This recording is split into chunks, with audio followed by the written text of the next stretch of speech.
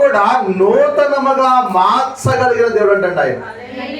అందుకనే ఈ గడిచిపోయిన సంవత్సరములన్నీ కూడా, లేకపోతే ఈ 2025 సంవత్సరం అంతా కూడా ఒకవేళ నువ్వు మనుషులను ఆశ్రయించవేమో,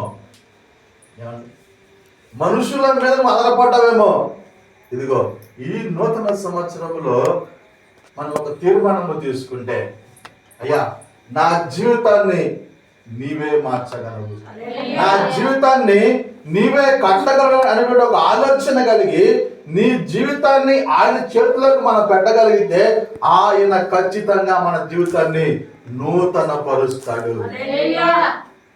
ఈ సంవత్సరం వాగ్దానం అదేనండి, నూతన పరిచే దేవుడు. అనేక మంది నిన్ను చూస్తా ఉన్నప్పుడు నీ యొక్క జీవితాన్ని చూసి అనేక మంది ఆశ్చర్యపోతారు. ఎవరైనా కాదా, ఈమె ఆయననా కాదా, ఆమెనా కాదా అని చెప్పి అనేక మంది ఆశ్చర్యపోవాలి అంటే నీ జీవితాన్ని యేసు చేతుల్లో పెట్టాలి. ఆయన తెలుసు ఏది నీ జీవితంలో ఏది అవసరమో, ఏది నీ జీవితంలో ఎప్పుడు ఉంటే మంచిదో ఆయనకు తెలుసు. కాబట్టి ఆయన మన జీవితాన్ని నూతనమైనదిగా ఆయన మారుస్తాడు. ఆయనంట సమస్తాన్ని నూతనముగా మార్చే దేవుడు. హల్లెలూయా.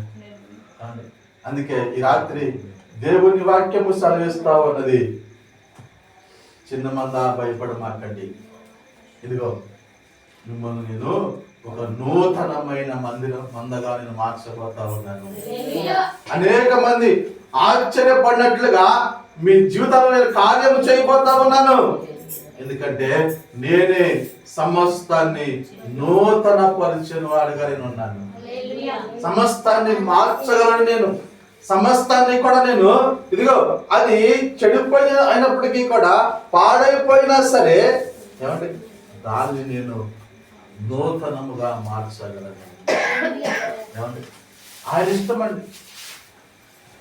నీకు నాకు రేపు ఏం జరిగిందో తెలియదు, నీ జీవితంలో ఏది రాబోతుందో మనకు తెలియదు, కానీ దేవుడికి సమస్తం తెలుసండి.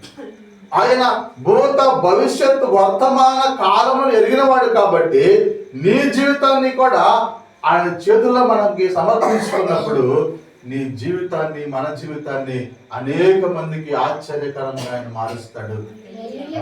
అందుకనే దయచేసి ఈ నూతన సంవత్సరంలో ఆయనకు అప్పగించుకోండి, ఆయనకు అప్పగించుకోండి. ఎందుకంటే నీ జీవితం బాగుపడాలంటే, నీ జీవితంలో కన్నీరు బావాలంటే, నీ జీవితంలో కష్టము బావాలి అంటే ఇదిగో ఆయనకు అప్పచెప్పుకోండి. అంటే మనం ఏం చేస్తామంటే ఒక ఆప్షన్ పెట్టుకుంటాం. అంటే యేసయ్య వల్ల కాకపోతే ఇది వల్ల అవుతుంది, ఇదిగో ఈయన వల్ల కాకపోతే ఇదిగో ఈయన నన్ను ఆదుకుంటాడు అనేటువంటి ఒక ఆలోచన కలిగి మనం అంటామండి. ఒక ఇంటికి నేను వెళ్ళానండి, ఆ కూచిపూడి గ్రామంలో ఒక ఇంటికి వెళ్ళా. వాళ్ళు ఏం చేశారు అంటే ఒక పెద్ద గేటు చేపించారు. ఒక గేటు పక్కనేమో సిలువ గుర్తు వేశారు. ఒక గేటుకేమో సిలువ గుర్తు వేశారు, ఒక గేటుకేమో వేరే బొమ్మ మీద పెట్టారండి.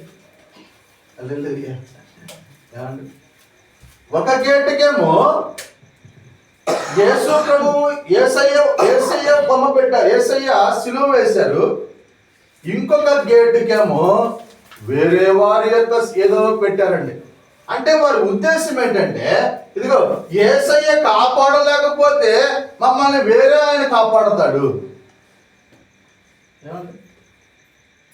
ఎంత దౌర్భాగ్యం అండి నీ నా జీవితంలో అది. అంటే వాళ్ళు పేరుకు క్రైస్తవులే, కానీ వారి యొక్క ఉద్దేశం ఏంటంటే మంచి గేటుగా తయారు చేశారులే, కానీ సిలువ ఒక పక్కన వేశారు. ఇదిగో ఈ సిలువ మమ్మల్ని కాపాడలేకపోతే ఇదిగో ఈయన మమ్మల్ని కాపాడతాడు. ఏమంటే అది అది అది సమర్పించుకోవడం అంటారా? ఏమన్నా ఒకసారి మీరు ఆలోచించండి.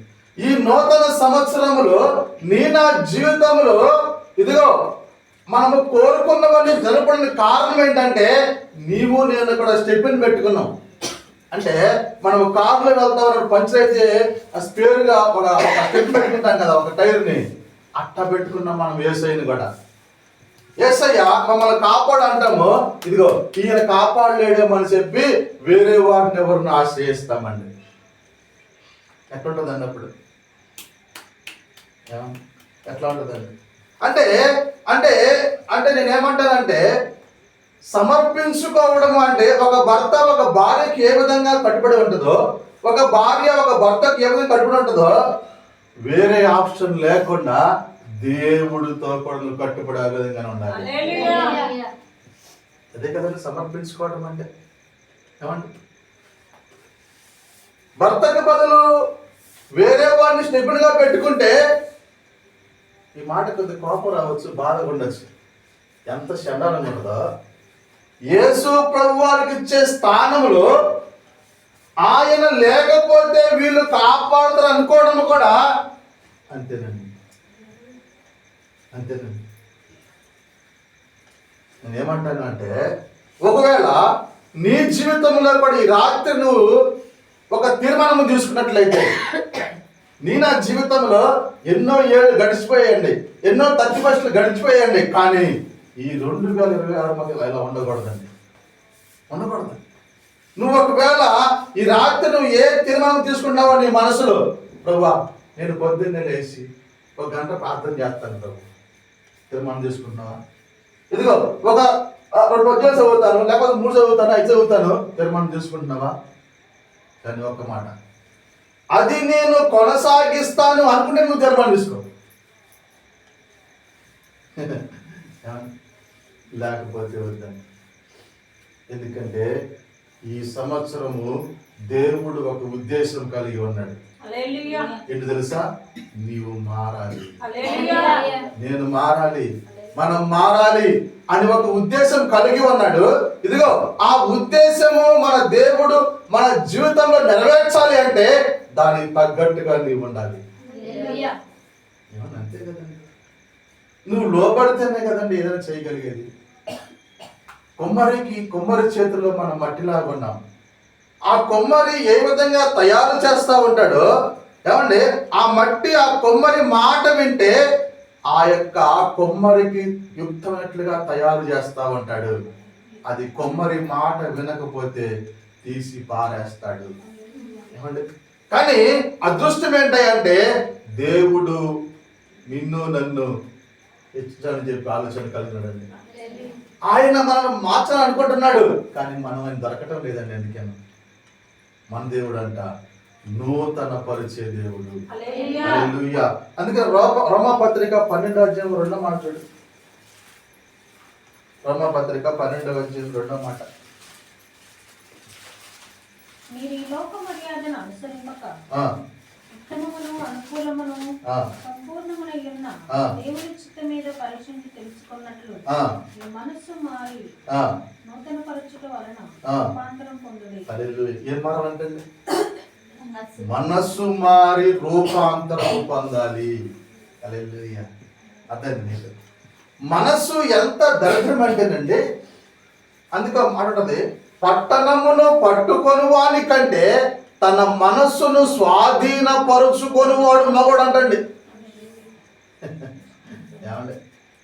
బైబిల్ ఏం చెప్పిద్దా అంటే, ఎవడో మగోడు అంటే కొట్టేవాడు మగోడు కదంట, కొట్టినా పడేవాడు మగోడు అంటండి. నిజమా? నా బైబిల్ చెప్పింది. ఏమంటే ఇదిగో మీ మనస్సు నూతన పరచుట వలన మీరు రూపాంతరం పొందుతారు. ఈ సంవత్సరంలో నీవు నీ మనస్సును మార్చుకునే సంవత్సరం ఇది. మన యొక్క గెటప్ మార్చుకునే సంవత్సరం కాదు ఇది. మన మనస్సును మనం మార్చుకుంటే అంట మనమంట రూపాంతరము చెందుతాము. ఒక గొంగళి పురుగు ఏ విధంగా అయితే ఓర్పు కలిగి, ఏమండి ఓర్పు కలిగి కొంతకాలం ఏ విధంగా మౌనంగా ఉండి ఆ యొక్క సీతాకోకచిలులాగా మారదో, నీ మనస్సును నువ్వు కంట్రోల్ చేసుకుంటే మన మనస్సును మనం యొక్క ఆధీనంలో ఉంచుకున్నప్పుడు దేవుడు మన జీవితాన్ని ఏమంటే రూపాంతరముగా ఆయన మారుస్తూ ఉంటాడు. అందుకనే మన దేవుడు ఎవరయ్యా అంటే నూతన పరిచే దేవుడు. నీ జీవితాన్ని ఒక నూతనముగా మార్చే దేవుడు మన దేవుడు. ఏమండి అంత గొప్ప దేవుడిని మనము వెంబడిస్తున్నామండి. ఏమండి మన దేవుడు సామాన్యుడు కాదు కదండి. మన దేవుడు ఏమండి మన దేవుడు చేతకాని వాడు కాదు కదండి. మరి ఎందుకండి రెండో ఆప్షన్స్ మీరు వెళ్తారండి? మనం ఎంతకాలము ఆయన్ని మనం పక్కన పెట్టేసి ఎంతకాలము మనము వేరే వేరే ఆప్షన్స్ మనం ఎత్తుకుంటున్నామండి. ఒకసారి మీరు పరిశీలించండి. ఏమండి ఎందుకు దేవుని యొక్క శక్తి మనకు అర్థం కావడం లేదు? ఎందుకని ఆ యొక్క యేసు ప్రభు వారు మన కోసం చేసిన త్యాగాన్ని మనం గుర్తించలేకపోతా ఉన్నాం. ఆయన శక్తిని మనము పొందుకోలేకపోతా ఉన్నాం. ఒకసారి మీరు పరిశీలించండి. ఈ 2026 సంవత్సరంలో నూతనంగా నువ్వు ఉన్నారండి.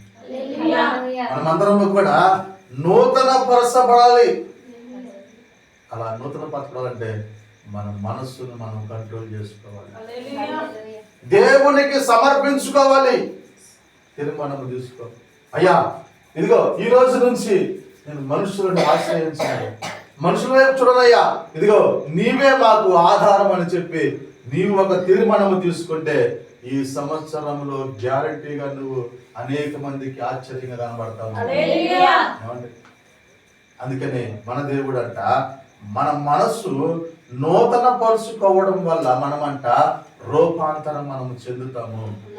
ఏమంటే దయచేసి మనం అందుకనే ఏమంటే ఆ లోకములో చర్చిలో ఉండొద్దండి, లోకములో యేసుకి ఆ పంతన పెట్టొద్దండి. ఏమండి ఈ రోజున మనము చాలా మందిని చూస్తూ ఉన్నప్పుడు సంవత్సరం అంతా కూడా వారు చర్చికి వెళ్ళరు, సంవత్సరం అంతా కూడా వాడు యేసు ప్రభుని వెంబడించడు, అలా అని గుడికి కూడా పోడు.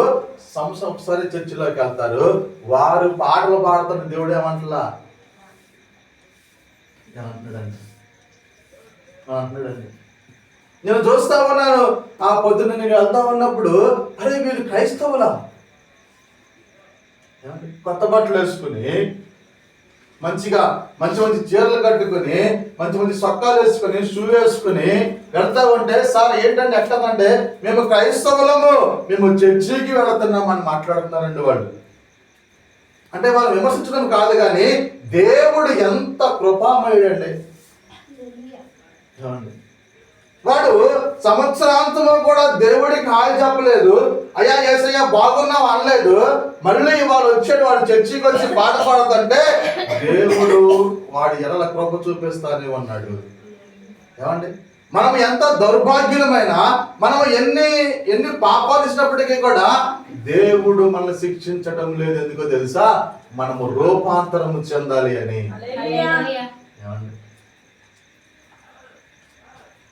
ఒక చిన్న పిల్లవాడు ఆ తండ్రి మాట ఉంటుందా, ఆ మాట ఆ తండ్రి ఒక మాట అన్నది, అరే నా మంచితనాన్ని శాతకంతనంగా తీసుకోమన్నాడండి. అతని డైలాగ్ బాగుంది. ఏమన్నాడంటే నా మంచితనాన్ని నీవు శాతకాంతనంగా తీసుకోమాకన్నాడండి ఆయన. నాకు అనిపించింది యేసు ప్రభు వారి దగ్గరికి నేను వచ్చినప్పుడు నేను ఎంత పెద్ద ఎదవనైనా ప్రార్థన చేయకపోయినా లోకంలో బతుకుతా ఉన్నా క్రిస్మస్ వచ్చి యేసయ్య అంటే దేవుడు మౌనంగా ఉన్నాడు. యేసయ్య ఆయన శాతకుడు కాదండి, ఆయన మంచితనము, ఆయన మంచితనం అండి. అందుకనే నీ జీవితంలో కూడా ఇదిగో ఇప్పుడు నీవు ఈ యొక్క కొత్త సంవత్సరంలో నీవు నూతన పరచబడాలి అంటే నీ మనస్సును నువ్వు మార్చుకోవాలి, సమర్పించుకోవాలి. నీ భక్తి జీవితము నా భక్తి జీవితం సరిగా లేదంటండి. దేవునితో గడిపేటువంటి ఆ సహవాసాన్ని మనము కోల్పోయి ఉన్నామేమో. ఒకవేళ దేవునితో మనము ఆ గడిపేటువంటి ఆ యొక్క సమయాన్ని మనము కోల్పోయి ఉండవచ్చు. ఇదిగో వాటిని నువ్వు సరి చేసుకుంటే దేవుడు నీ జీవితంలో ఒక నూతనమైన క్రియ చేయబోతా ఉన్నాడు. కంపల్సరీ జరిగిద్దండి అది. ఆయన మాట ఇచ్చి తప్పిపోయే దేవుడు కాదండి. ఎక్కడో ఆ దారి దగ్గరికి వెళ్తాము, అయ్యా పలానా రోగం వచ్చిందంటే టాబ్లెట్లు వేస్తాడు, ఏమండి ఆ టానిక్లు ఇస్తాడు, అన్నీ ఇస్తాడు, తీసుకెళ్ళి మనం సెల్ఫ్లో పెడతాం. మళ్ళీ వారం ఆగివెళ్ళి ఏం దేవుడు ఏం డాక్టర్ అయ్యా నువ్వు తగ్గలేదు అని అడుగుతాం మనం. ఆయన అంటాడు మరి టాబ్లెట్లు వేసుకున్నావా, టానిక్ తాగావా అడుగుతాడు. తాగలేదండి. మరి ఎలా పోతుందో రోగం? ఏసయ్యా ఎందుకనో నా రోగం పోవట్లేదు, నా కుటుంబం బాగుపోవట్లేదు, అప్పులు పోవట్లేదు అంటే నువ్వు ఎంతసేపు నాతో గడుపుతున్నావు నీవు? ఏమండి ఎంతసేపు నువ్వు ప్రార్థన చేస్తా ఉన్నావు, ప్రార్థన ఆత్మను పొందుకున్నావు, అపవాది నీ మీద అటాక్ చేస్తా ఉంటే నీ కుటుంబాన్ని ఎంతగానో బలపరుచుకున్నావు? లేదయ్యా లోకంలో పడి తిరుగుతా ఉన్నావు. నువ్వు నా తప్పు కాదు కదా. ఏమండి ఆయన తప్పు కాదు కదండి. కానీ మనం ఏమంటామంటే ప్రభువా ఎందుకో నువ్వు అందరికీ బాగు చేస్తావు, నన్ను బాగు చేయట్లేదా నువ్వు అని చెప్పి మనము దేవుణ్ణి నిందిస్తావంట, డాక్టర్ని నిందించినట్లుగా. ఎంతవరకు సమంజసం? చాలా మంది దేవుడికి దూరం అయిపోవడానికి కారణం ఏంటంటే వాళ్ళు సరిగా లేకుండా యేసయ్య వైపు వేలు చూపిస్తాడు. ఆయన ఏం చేశాడు నాకు అని. ఈడేం చేయడు, ఆయనకి ఏమేం చేయదు ఆయనకి. వీళ్ళు అడుగుతారు ఏం చేశాడు ఆయన నాకు, నువ్వేం చేసావురా చెప్పు చెప్పు, నువ్వేం చేసావు చెప్పు, కళ్ళు మూసుకోసారి చెప్పు. ఏం చేసి ఏం చేయలేదు. ఎంత స్వార్థం అండి మనం. అందుకంటే ఇక్కడ ఇదిగో మనస్సు నూతన పరచుట వలన రూపాంతరం పొందండి. హబక్కూకు గ్రంథం 771 పేజీ 3వ అధ్యాయము 2వ మాట. యెహోవా నిన్ను గూర్చిన వార్త విని నేను భయపడుచున్నాను. యెహోవా సంవత్సరములు జరుగుచుండగా నీ కార్యమును నూతన పరచుము. హల్లెలూయా. అయ్యా సంవత్సరములు జరుగుతా ఉన్నాయి, అయితే నీ కార్యములు నూతన పరచబడటం లేదు. అయితే ఈ సంవత్సరం నూతన పరచయ్యా. అయ్యా దయచేసి ఈ సంవత్సరం నా బతుకు మార్చయ్యా. అందుకంటే దేవుడు ఖచ్చితంగా మారుస్తాడు. దేవుడు ఖచ్చితంగా నీ జీవితంలో కార్యము చేస్తాడు. ఆయన నూతన పరచబడతావు నీవు. ఎలా ఉంది నీ భక్తి? సంవత్సరములు గడుస్తూ ఉన్నాయి, మన భక్తి ఎలా ఉన్నది? అదే ప్రార్థన అండి. అదే విశ్వాసం, అదే నమ్మకము. ఏమంటే ఏ మాత్రమో కూడా విశ్వాసం ఎదిగినట్టుగా కనబడటం లేదు కదా. ఆత్మీయంగా ఎదిగామంటే ఏం లేదు. కానీ దేవుని వాక్యం సెలవిస్తా ఉన్నది, అయ్యా సంవత్సరములు గడుస్తా ఉన్నాయి, ఇదిగో నీవు మమ్మల్ని నూతన పరచు. ఆయన ఎప్పుడు రెడీగా ఉన్నాడు, కానీ మనమే అందుబాటులో ఉండట్లేదు. మనమే అందుబాటులో ఉండట్లేదండి. అంటే రాను రాను ఏమైపోతుందంటే భక్తి జీవితము సన్నగిల్లిపోతా ఉన్నదండి. రాను ఏమవుతుందా ఉన్నదంటే ప్రార్థనా జీవితాన్ని మనం కోల్పోతా ఉన్నాం. అపవాది నీ ఎదుట ఏదో ఒక పని భారాన్ని పెడతా ఉన్నాడు. పని భారం పెట్టేసి ఇదిగో అది నీ జీవితంలో చూపిస్తా ఉన్నాడు. ప్రార్థించకుండా. ఏమండి ఒకసారి మీరు ఆలోచించండి. మనం అనుకుంటున్నావు ఇదిగో ఏదో దేవుడు సహాయం చేస్తాను నువ్వు అనుకుంటున్నావు, కానీ అది సహాయం కాదు. అపవాది చేసేటువంటి ఎర్ర నీ జీవితంలో వేస్తా ఉన్నాడు. ఏమండి రేపొద్దున పరలోకి వెళ్ళినప్పుడు మన యొక్క చిట్టా తీస్తే, బుక్కు తీస్తే, ఏమండి నువ్వు ఎంత వ్యాపారం చేసినా, ఎంత పని చేసినా అక్కడ ఏది రాయబడదండి. నువ్వు చేసినటువంటి ప్రార్థన ఉన్నదే, నువ్వు కాచిన కన్నీరు ఆ బుడ్డిలో పడతా ఉన్నాడు ఆయన. నువ్వు దేవుని సువార్త కోసం నడిచేటువంటి అడుగుల లెక్క ఆయన రాసుకుంటా ఉన్నాడు. ఏమండి ఈ లోకములో నువ్వు ఏ ఉద్యోగము, ఏ పిఎం, ఏ సీఎం, ఏ ఎమ్మెల్యే అయినా సరే అక్కడ రాయబడదు. నువ్వు ఎన్ని కోట్లు సంపాదించినా సరే అక్కడ రాయబడదు. దేవుని కోసం నువ్వు ఇచ్చినటువంటి ఆ రూపాయి కూడా అక్కడ రాయబడుతుంది. మనం ఎందుకనో దాని మీద మనము ఆలోచించకుండా భూలోక సంబంధంగా మనం ఆలోచన కలిగి దేవునికి మనము దూరం అయిపోతా ఉన్నాం. హల్లెలూయా. ఏమండి అందుకనే నీ జీవితము నూతన పరచబడాలి అంటే ఏమండి నీవు నేను కూడా మనము ఆలోచన విధానాన్ని మనం మార్చుకోవాలి. హల్లెలూయా. ఒక మాట చూడు, లూకా సువార్త 5వ అధ్యాయం 36వ మాట. లూకా సువార్త 5వ అధ్యాయం 36వ మాట. ఆయన వారితో ఒక ఉపమానము చెప్పెను. ఎట్లనగా ఎవడను పాత బట్టకు కొత్త గుడ్డ మాసిక వేయుడు. హల్లెలూయా. ఏంటంట? ఎవడును పాత బట్టకు కొత్త గుడ్డ మాసిక వేయడంటండి. వేసిన యెడల కొత్తది దాన్ని చింపివేయును. అర్థండి మీకు మ్యాటర్.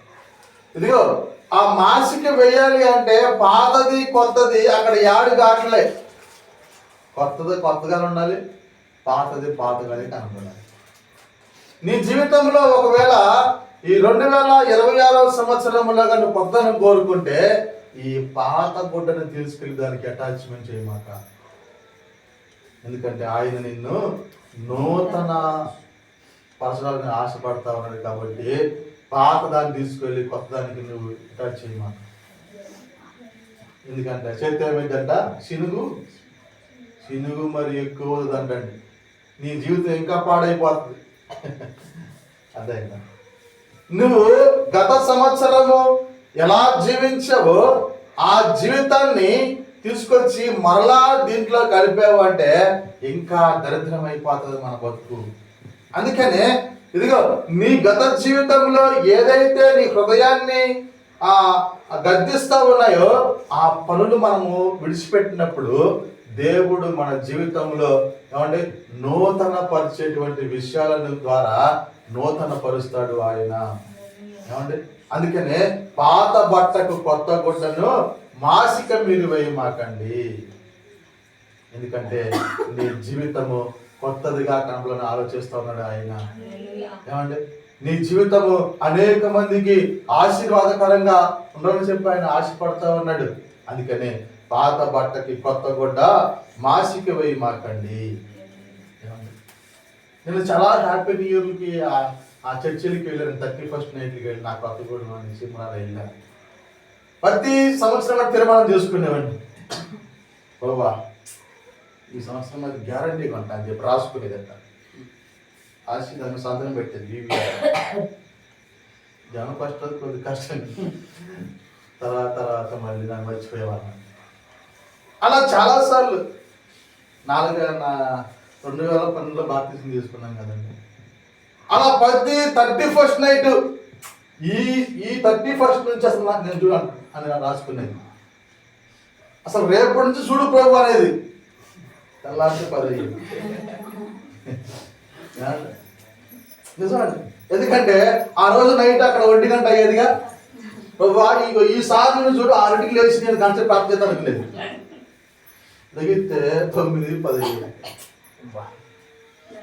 ఇంకేనా అసలు ముందుకెళ్ళి అరే పెడతారు కానీ నీ వల్ల కాదు. అరే వెంకటేశ్వర నీ వల్ల కాదు, ఎందుకు షోయింగ్ రాసుకుంటాం ఎందుకు, సైన్ చేసేందుకు పక్కన. అది కాదండి. సాతాను మనం నిలబెట్టాడు దేవుడు ముందు. ఆయన ఓడిపోయాడు అని యోబు దగ్గర యోబు నిలబెట్టాడు సాతాను. ఏమండి గర్వంగా చెప్పుకున్నాడు, నా కుమారుడు యోబు నీతిమంతుడు అని. ఈ 2020 సంవత్సరాలు మనం ఓడిపోకూడదండి, మనం ఓడిపోకూడదు. అనేక మంది మనం చూసినప్పుడు ఆశ్చర్యపడాలి. అది దేవుడు కోరుకుంటున్నాడండి. నూతన సంవత్సరములో నూతన అభిషేకముతో నూతన సంవత్సరములో నూతన అభిషేకముతో నింపుము నా యేసయ్యా నీ సేవను చేయగను. నింపుము నా యేసయ్యా నీ సేవను చేయగను. నూతన సంవత్సరములో నూతన అభిషేకముతో నూతన సంవత్సరంలో నూతన అభిషేకం మనం పొందుకోవాలండి. మన సంఘంలో భాషలు మాట్లాడలు రావాలండి. ప్రార్థనా పరులు లేపడాలండి. ఏమండి? ప్రవచనాలు చెప్పేవాళ్ళు లేపడాలండి. ప్రార్థన ఆత్మ ఏమండి మన సంఘంలోకి దిగి రావాలి. ఏమండి? ఎప్పుడైతే మనము ఒక తీర్మానము తీసుకొని మనము ఒక అడుగు వేస్తామో దేవుడు మన జీవితాన్ని, మన సంఘాన్ని దేవుడు నూతన పరుస్తాడు. దేవుని యొక్క చిత్తము మన మీద ఉన్నది, దేవుని యొక్క ప్రణాళిక మన మీద ఉన్నది. కానీ నీవు నేనే ఆ ప్రణాళికను మనం చెడగొట్టుకుంటున్నామండి. తెలుసా మీకు? నీవు నేనే మనము మన యొక్క హెచ్చింపడేటువంటి ఆ ఆశీర్వాదాన్ని మనం పోగొట్టుకుంటున్నాం. ఏశావులాగా నిద్రమత్తుకి, తిండిపోతనానికి, ఏమంటే శరీరాశలకి, లోకాశలకి లోబడిపోయి ఏమంటే దేవుడు మనకి ఇచ్చించాలనుకుంటున్నాడు. కానీ వీటికి మనం లోబడిపోయి దేవుని ఆశీర్వాదం మనం పోగొట్టుకుంటా ఉన్నాం. ఇదిగో ఈ సంవత్సరంలో వాటి నుంచి మనం బయటపడాలి. ఈ సంవత్సరంలో మనము ఇదిగో మనుషుల వైపు మనం చూడొద్దు, మనుషులను మనం ఆశ్రయించవద్దు, మనుషుల మీద మనం ఆధారపడొద్దు. ఎందుకంటే మనము ఆయన మాత్రం మనం సమర్పించుకోవాలి అని చెప్పాడు కదా. ఇదిగో మిమ్మల్ని నూతన పరుస్తాను అని ఆయనకే మన జీవితాన్ని సమర్పించుకోవాలి. ఒక మాట హెచ్కేల్ గ్రంథము 36వ అధ్యాయం 26వ మాట. హెచ్కేల్ గ్రంథము 36:26.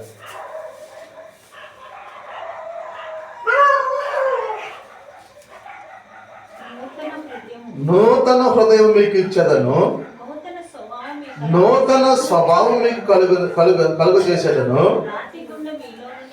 రాతి గుండె మీలను తీసివేసి మాంసపు గుండెని మీకు ఇచ్చేదను.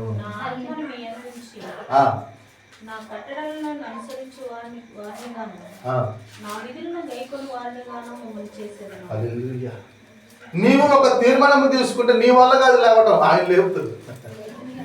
అదేనా?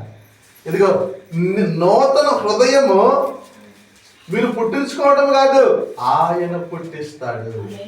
అదే మీకు నూతన స్వభావం మీకు కలుగ చేస్తాను. అదే మీకు అయ్యా నా స్వభావం మారడం లేదయ్యా, నా హృదయం మారడం లేదు, నా మనసు మారడం లేదు అంటే ఈ రాత్రి నీకు ఇచ్చినటువంటి శుభ సందేశం ఏంటో తెలుసా? ఆయన నూతన స్వభావం ఇస్తాడు. ఆయన నీకు నూతన హృదయాన్ని ఇస్తాడు. ప్రభా నాలో కొద్దిగా తిండిపోతాను ఎక్కువ ఉంది ప్రభా, మరి ఎట్టా? నాలో కొద్దిగా సోమర్తనం ఎక్కువ ఉంది ప్రభా, ఎట్టా? నేను మారుస్తాను. అది నీ వల్ల నా వల్ల కాదు మార్చుకోవడము, ఆయన మారుస్తాడు. నీవు ఒక అడుగు ముందుకు వేసి నువ్వు నిలబడాలని ఆశ నీకుంటే ఆయన మనల్ని మారుస్తాడు. ఏమండి? ఆశ ఉందా మనకి? ఆశ ఉండాలి. ఆశ కలిగిన ప్రాణాన్ని ఆయన తృప్తిపరుస్తాడు. అందుకే సాతాను ఏమంటాడంటే ఆశ పుట్టించడండి. దేవుడు ఏమంటే అసలు నువ్వు ఆశ కలిగి ఉండరు నాయన అంటే నా వల్ల ప్రభు. రాత్రి కూడా మనం చేస్తా అంటే ప్రభా నేను చేతగాని దాన్ని, నేను పురుగుని, నేను మట్టిని, నేను గడ్డి పువ్వుని, నేను రాలిపోయే ధూళి వంటి దాన్ని నువ్వు చేస్తుంటే దేవుడే చేస్తాడు. అంటే మనం తగ్గించుకోవాలనుకుంటాం కాదు, నీకు నువ్వు వంగిపోతున్నావు. ప్రభా నేను మారాలి ప్రభా, నాకు మంచి హృదయం ప్రభా, నాకు నూతన స్వభావం ప్రభువా, ఎందుకంటే నీవు మాత్రం దృఢపరచగలవు ప్రభు అని చెప్పి నీవు ప్రార్థన చేయగలిగితే ఈ సంవత్సరంలో నీవు నీ జీవితము అద్భుతంగా మార్చబడుతుంది. అయ్యా నేను సోమరిపోతున్నాయ్యా, అయ్యా నన్ను క్షమించయ్యా, నా హృదయాన్ని మార్చయ్యా అంటే ఆయన ఖచ్చితంగా నీ జీవితాన్ని ఆయన మారుస్తాడు. ఖచ్చితంగా నీ హృదయాన్ని ఆయన దృఢపరుస్తాడు. ఖచ్చితంగా నిన్ను ఆయన ఇదిగో ఆ యొక్క రాత్రులను తీసివేసంట మాంసపు గుండెనిస్తాడు ఆయన. మన దేవుడు ఎంత గొప్పవాడయ్యా అంటే హృదయాలను మార్చే దేవుడు అండి బాబు ఆయన. తెలుసా నీకు? కఠిన హృదయము గల వారిని కూడా ఆయన ఇదిగో మెత్తని హృదయం కలిగిన వారిగా ఆయన మారుస్తాడు. ఆనాడు ఫరో హృదయాన్ని ఆయన మార్చాడు. ఫరో హృదయాన్ని మార్చాడు ఆయన. ఇశ్రాయేలు ప్రజలను పానవకపోతే ఇదిగో ఆయన ఆ ఫరో హృదయాన్ని ఒకసారి కఠినపరిచాడు, మరలా జాలి గుండిగా ఆయన చేశాడు. ఏమంటే హృదయాలను మార్చే దేవుడు, మనసులను మార్చే దేవుడు. ఏమంటే ఆయన మాత్రమే ఇదిగో మన హృదయాన్ని స్థిరపరిచే దేవుడు. పేతురు పిరికివాడండి, అదే పేతురుని మళ్ళీ ధైర్యము కలిగిన హృదయంగా ఆయన మార్చాడు.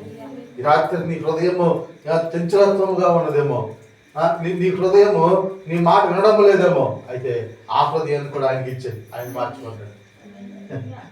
అయ్యా నా వల్ల కావట్లేదు, దీనిపై చూడు. ఏమండి నువ్వు ఆ విధంగా తీర్మానం చేసుకుంటే దేవుడు నీ జీవితంలో ఖచ్చితంగా ఆయన అద్భుతం చేస్తాడు. 1 కొరింథీ పత్రిక 5వ అధ్యాయం 6వ మాట. 1 కొరింథీ పత్రిక 5వ అధ్యాయం 6వ మాట. మీరు అతిశయపడుట మంచిది కాదు. పులిసిన పిండి కొత్తనైనను ముద్దంతయు పులిచేయనని మీరు ఎరుగరా? పులిసిన పిండి కొద్దిగా అయినా సరే ముద్దంతయు పులిసిపోతుందంట.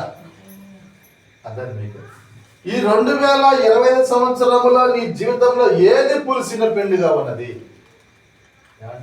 అప్పుడప్పుడు బోనాలు అతనికి కొద్దిగా పిండి దాచి పెడతారు కదా, కొద్దిగా పాలలో తోడేయాలంటే పులిసింది పెరిగేస్తారు కదా, కొద్దిగా పెరిగేయడం వల్ల ఆ పాలని పెరిగైపోతాయి. ఆ బోండలు వేసేటప్పుడు ఆ మైదా పిండి కొద్దిగా దాచిపెట్టి ఆ పులిసింది దీంట్లో కలిపినప్పుడు ఆ బోండలన్నీ కూడా పులిసిపోయి బాగా మంచిగా వస్తున్నాయి. ఆ పులిసిన పిండి కొద్దిగా అయినా సరే ముద్దంతయు పులిసిపోతుంది. నీ జీవితంలో ఈ 2020 సంవత్సరంలో ఏది పులిసిపోయిన జీవితం ఉన్నది? దేవునికి ఏది దూరం చేస్తా ఉన్నది అది ఇక్కడ వదిలే, దాన్ని తీసుకొచ్చి ఆ పిండిని తీసుకొచ్చి ఈ కొత్త పిండిలో కలపమాట. ఎందుకంటే దేవుడు దీన్ని నూతన పరిచాడు. ఆయన నువ్వు తీర్మానం తీసుకోవాలి. అటు ఇటుగా ఉండొద్దండి, అటు ఇటుగా ఉండొద్దు. అప్పుడప్పుడు బుధవారం ప్రార్థన టైం అయిపోతుందా గుర్తొస్తుంది. బుధవారం అబ్బాయి అప్పుడు గుర్చేస్తారు, వాళ్ళు బుధవారం కంటాడు. పాడు బుధవారం కూడా మర్చిపోయాం, శనివారం కూడా మర్చిపోతాం, దరిద్రం ఏంటంటే ఆదివారం కూడా మర్చిపోతాం మనం.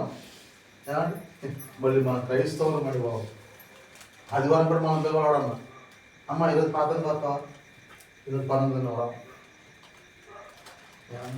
అంటే దేవుడు ఇచ్చేటువంటి ఆరోగ్యం కావాలి, దేవుడు ఇచ్చేటువంటి అన్నీ కావాలి, కానీ దేవుడు మాత్రం వద్దండి. నువ్వు పక్కన ఉంటావు బాబు, నువ్వు అక్కడ చేసు ప్రభు, నువ్వు వాడు ఎంతవరకు న్యాయం అండి? ఒకసారి నేను ఆలోచించారు. ఏమంటే నేను ఏమంటాను అంటే, ఏది లేకపోయినా ఆయన తీసుకొచ్చుకో, ఆయన్ని పక్కన పెట్టుకో, అన్నీ వచ్చేస్తా ఉంటాయి. ఈ 20 సంవత్సరంలో ఏది లేకపోయినా పర్లేదు, ఎవరు లెక్క అయిపోయినా పర్వాలేదు, యేసయ్య నీ పక్కన పెట్టుకో, సమస్తము నీకు అన్ని వచ్చేస్తా ఉంటాయి. ఏమంటే మనమేం చేస్తామంటే అన్నీ పెట్టుకుంటాం, కానీ ఆయన వద్దులే, నువ్వు అక్కడ వదిలే యేసయ్య, ఎందుకంటే నువ్వు చూడలేవు, మేము చేసే పని నువ్వు చూడలేవు, కళ్ళు మూసుకోయవు, కళ్ళు మూసుకో, కళ్ళు మూసుకో. ఎందుకంటే ఆ భక్తి ఎందుకంటే ఈ 2020 సంవత్సరాలు ఆ భక్తి వద్దండి. చేస్తే సరైన భక్తి చెయ్యి, లేదంటే ప్రశాంతంగా మానేసి ఏమండి మన ఇటు పెట్టండి. ఎందుకంటే అటు ఇటు కాని భక్తి ఎందుకంటే నాకు అర్థం కావట్లేదు.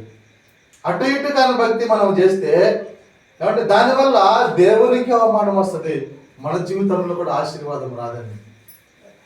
ఏమండి అందుకనే ఎలా ఉండాలంటే మనం ఈ సంవత్సరంలో భక్తి ఇదిగో ఆయనకి మనం సమర్పించుకునే వారంగా మనం ఉండాలి. ఆయనకు మాత్రమే మన జీవితాన్ని మనం అర్పించుకునే వారంగా మనం ఉండాలి. ఎందుకంటే నీ జీవితంలో సమస్తము ఆయనే కదా ఇచ్చేది. నీ జీవితంలో సమస్తము ఆయన ఇస్తారని చెప్పి నువ్వు నమ్మినప్పుడు వేరే దాని వైపు ఎందుకు నువ్వు ఆకర్షించబడేది? మా బంధువులు కనుక్కున్నారండి, అన్ని చేస్తారండి, అన్ని పనులు చేస్తారు, క్రిస్మస్ కూడా చేస్తారు. ఏంటమ్మా అంటే మాకు అంతా ఒకటి అంటాం, ఈ మొహం పడదంటాం. అన్నీ చేస్తారు, ఆయన కూడా కావడా ఎట్ట కుదిరిద్దండి బాబా, ఏమన్నా ఎట్ట కుదిరిద్దండి? అమ్మ ఒకటే కదా, నాన్న ఒకటే కదా, భార్య ఒకటే కదా, భర్త ఒకటే కదా, మరి దేవుడు ఎందుకు అంతమంది బిడ్డేసుకుంటాడు?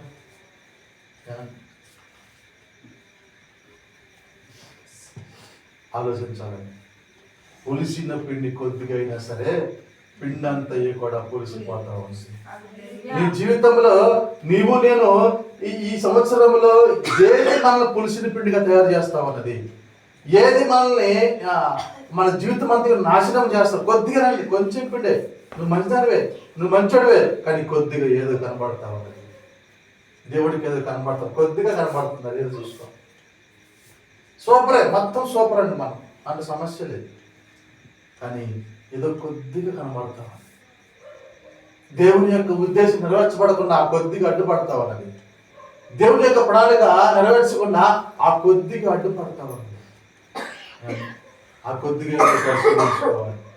ఆ పులిసిన పిండిని తీసుకొచ్చి ఇదిగో దీంట్లో నువ్వు కలపమాకు, అలా కలిపిట అంట ఇదంతా కూడా మరలా పాతదైపోతుంది. సుఖం లేదండి. మళ్ళీ డేట్ వేసుకోవట్లేదు, 27. ఈసారి నెంబర్ 1 చేస్తాను. అందుకని జాగ్రత్త. ఇంకొక మాట చూసి మనం ముగించుకున్నాం. యెషయా గ్రంథము 40:31 మాట 12. యెషయా గ్రంథం 40:31 మాట.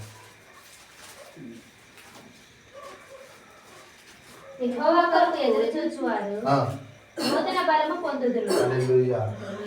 యెహోవా కొరకు ఎదురు చూసి వారందరూ కూడా నూతన బలము పొందుతారు. ఇదిగో ఈ సంవత్సరంలో నీ జీవితాన్ని నూతనముగా మార్చే దేవుడు అంటున్నాడు. నీవు ఆయన కోసం ఎదురు చూస్తే నీవు నూతన బలం పొందుకుంటావు. నీకు నూతన బలం వస్తుంది అంటే నూతన కార్యాలు చేసే దేవుడు కోసం నువ్వు ఎదురు చూస్తే నీ వల్ల నూతన బలము నువ్వు పొందుకుంటావు. అందుకనే యేసు ప్రభు వైపు చూడండి, యేసుని నమ్ముకున్నాము, యేసు వైపే మాత్రమే ఆధారపడండి అమ్మా. దయచేసి మీరు ఎవరి మీద ఆధారపడమాకండి, ఆధారపడమాకండి. ఎందుకంటే ఇదిగో ఆప్షన్స్ మీకొద్దు, ఆప్షన్స్ వద్దు, ఆయనే ముద్దు. కొటేషన్ బాగుంది కదా, ఆప్షన్స్ వద్దు, ఆయనే ముద్దు. ఏమంటే మా ఇంటి పక్కన నాకు ఇల్లు ఉంది కదా, వాళ్ళు ఏం చేశారంటే ఇక్కడ వేసుకుని బొమ్మ పెట్టారుగా, ఇక్కడ బెతళ్ళు బొమ్మ పెట్టారు. బెతళ్ళేనా 4 బయట వేసాం, 4 బయట వేసి కొమ్ములు ఉంటాయి కదా, కొమ్ములు ఉంటాయి కదా, 2 కొమ్ములు బెతళ్ళు బొమ్మ వేసుకుని బొమ్మ పెట్టారు. నా ఉద్దేశం ఏంటంటే ఇప్పుడు ఈడు కాపాడాలా, ఈడు కాపాడాలా? ఇప్పుడు రేపు చూపిస్తాను మీకు.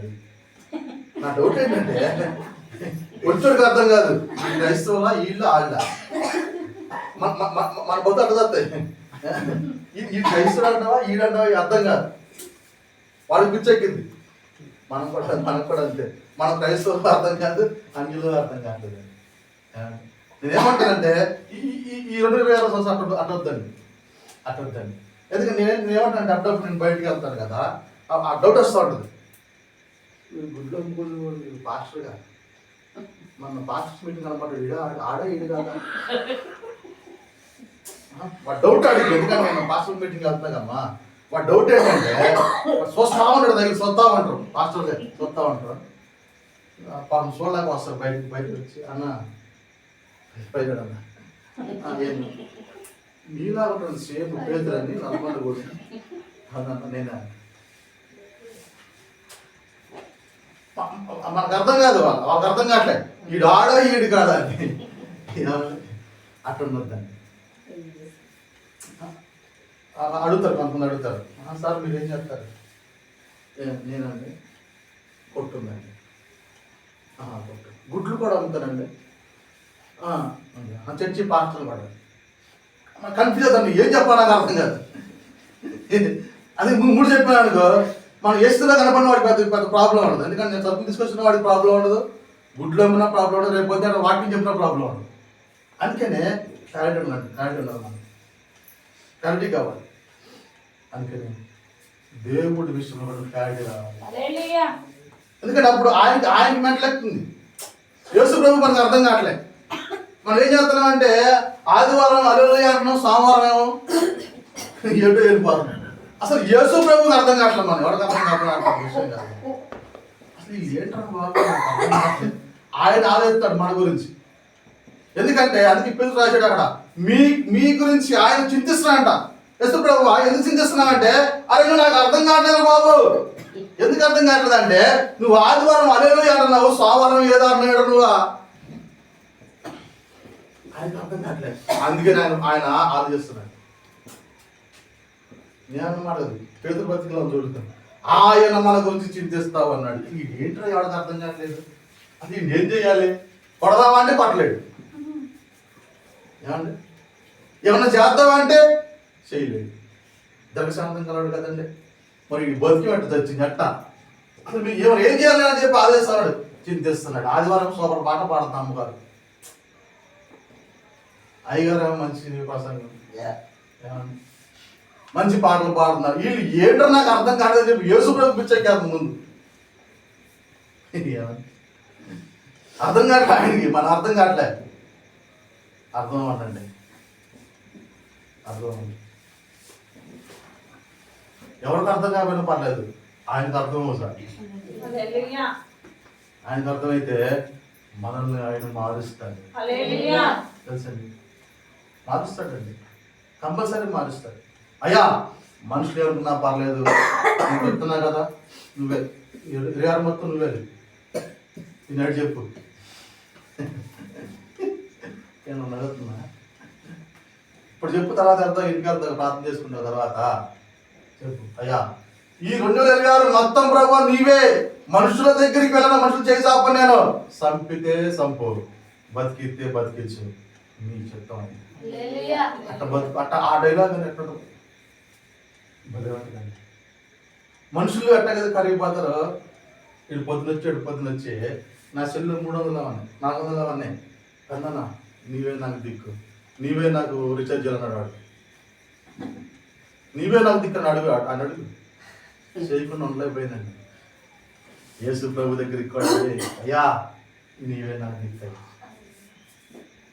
తప్పేంది, నువ్వే నాకు దిక్కు. ఈ రోగం ఉందే నాకు డబ్బులు అయిపోతే తగ్గట్లే, మా ఇంట్లో నన్ను అర్థం చేసుకోవట్లేదయ్యా, నీవే నాకు దిక్కయ్యా. ఆ మాట నుంచి ఎట్లుండదు, కరిగిపోతాడు, కరిగిపోతాడు.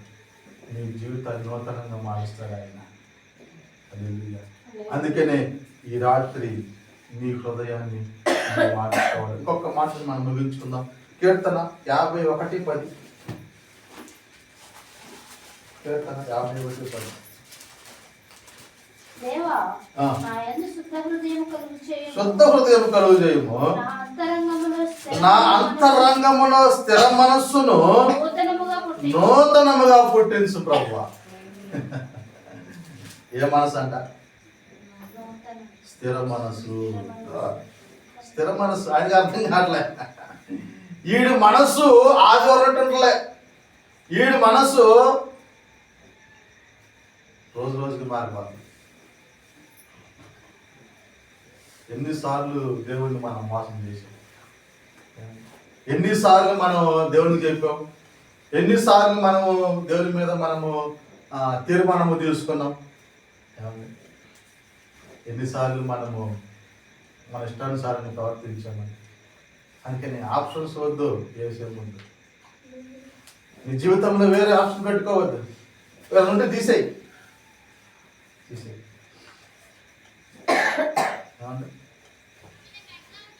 క్రైస్తవులు కూడా తాళ్ళు కట్టుకుంటున్నారు. ఎందుకంటే కట్టుకున్నారా అసలు గారు అక్కడ తీసా అంటే నా ఉద్దేశం అర్థం కాదు. దేనికి కట్టుకున్నారు అర్థం కాదు నాకు. అదే డౌట్. ఎందుకు కట్టుకుంటారు?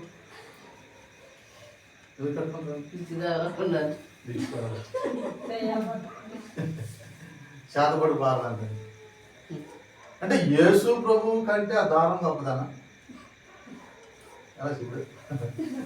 అదే నీక యేసు ప్రభు కంటే ఆ కళ్యాణ కోట్లో ఉన్న దారం గొప్పదారు. అది నాకు అర్థం కాదు. ఏమంటే ఆలోచించాలి కదా. గుమ్మడి గారు కట్టుకుంటారు దాంట్లో అసలు యేసే నీలో ఉన్నాడు కదా, సర్వ సృష్టిని తయారు చేసిన వాడు. నోటి మాటతో కలుగును కాక అంటే కలిగింది కదండి. ఇవన్నీ ఎందుకండి బాబా? ఆయన పట్టుకో, అన్ని వదిలేయి, అవసరం లేదు. ఏమండి నేను ఏమంటానంటే, నామకార్థుడిగా బతకొద్దు. ఒకవేళ నామకార్థుడిగా బతికితే యేసు వద్దు. వీడియోలో కూడా బాగుంటుంది కదా. మనీ చెప్పేట నాయన నిలబడరా చెప్పేటి. నామకార్థ బతుకు వద్దు, లేదంటే యేసే వద్దు.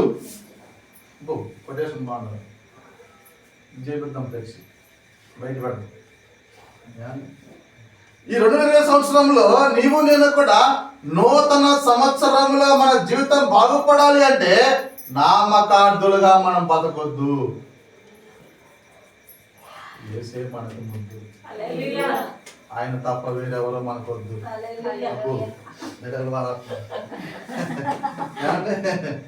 ఆయనే కదండి మనకు ముద్దు, వేరెవరో మనకు వద్దండి. వద్దండి, ఈ లోకంలో ఏది వద్దండి. ఎవరంటే మనకు సహాయం చేసేది. భర్త నేను చచ్చిపోతానే, నాతో చచ్చిపోతాను అంటాడు, నీ మొహం వాడు అంటాడు. భార్య వచ్చిందా, ఎవరు రారు కదండి, మరి ఎందుకంటే వాళ్ళ కోసం పాడుతున్నాడు. ఒంటరికి వచ్చి ఒంటరికి పోతావు, ఆయన మార్గదర్శనం చూసుకోవాలి సార్. ప్రార్థన జీవితం కలిగి ఉండు, నీ జీవితాన్ని నూతన పరిచేది ఆయనే. ఏమండి అందుకనే ఇదిగో పాత గుడ్డకి కొత్త గుడ్డ మాసికేయమాక, పులిసి నిప్పుని తీసుకొచ్చి కొత్త పిండిలో కలపమాక. ఇదిగో నీ జీవితంలో ఏది కూడా పాతది, ఇదిగో అదంతా వదిలేసేయి. ఇదిగో 2020 సంవత్సరంలో నూతనంగా నీ జీవితాన్ని ప్రారంభించు. ప్రార్థన చేసుకుందాం, మళ్ళీ ప్రార్థన చేద్దాం.